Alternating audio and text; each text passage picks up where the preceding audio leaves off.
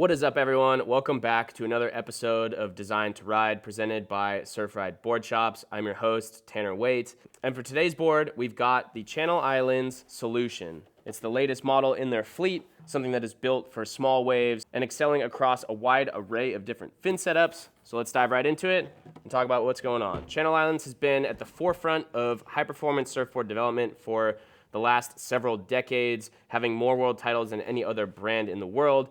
So they certainly know what they're doing when it comes to pushing surfing and developing boards that not only work for their team riders, but for everyday surfers like you and I. The board that I'm holding right now is 5'9", 20 1/4, and 2 5/8, coming in at just under 33 liters. I'm about 5'10" and 175 pounds.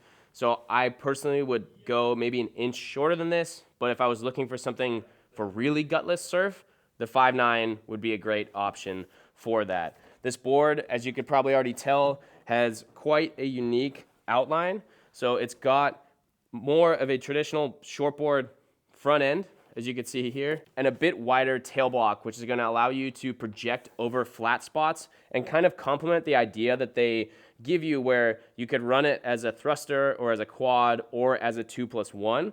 So when it comes to riding this board with a 2+1 setup, it will feel a little bit more like that fish. Carry speed through flat spots and allow you to surf essentially the way that you want to.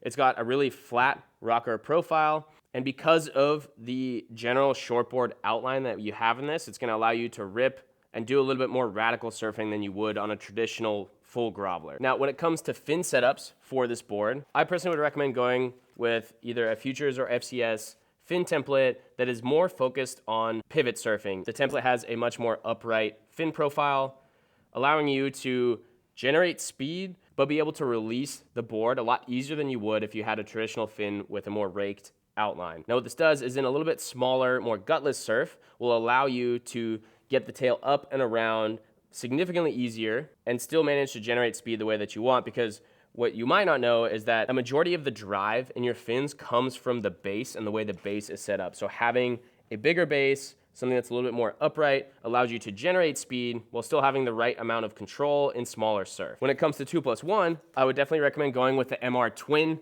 in the FCS2 version or the Futures T1 setup. And ideally, you'd want to be surfing this board in waves that are chest high and below. It will handle anything that is rather mushy all the way up until it gets like pretty fun and punchy. If it's really square and kind of gnarly on the beach, maybe not the best board for that situation, but it's a great option for pretty much everyday surf that we have here in California for surfing, the inside at Seaside or Cardiff or Oceanside Harbor. Ideal skill levels when it comes to riding this board, you're going to want to be looking at an intermediate to advanced and above skill level. If you're looking to transition from a bigger fish down to a shortboard and you feel like you're ready for that leap, this could be a good option for you, and we've got plenty of other options that you can click and watch up above, because it's a little bit more forgiving than you would find in a traditional shortboard, and it will give you a lot of the feel that you might have as you progress on a high-performance shortboard without losing the performance aspect that you would if you were to continue riding a fish. So if you're in the market for a new groveler, you're looking for something high-performance but small wave oriented, be sure to come check out the Solution, either our Oceanside or Solana Beach shops. Ask a few questions, throw it under your arm, and let us know what you think down in the comments below. If you have this board, if you like it, or if you want to try it, and we'll see you in the next one.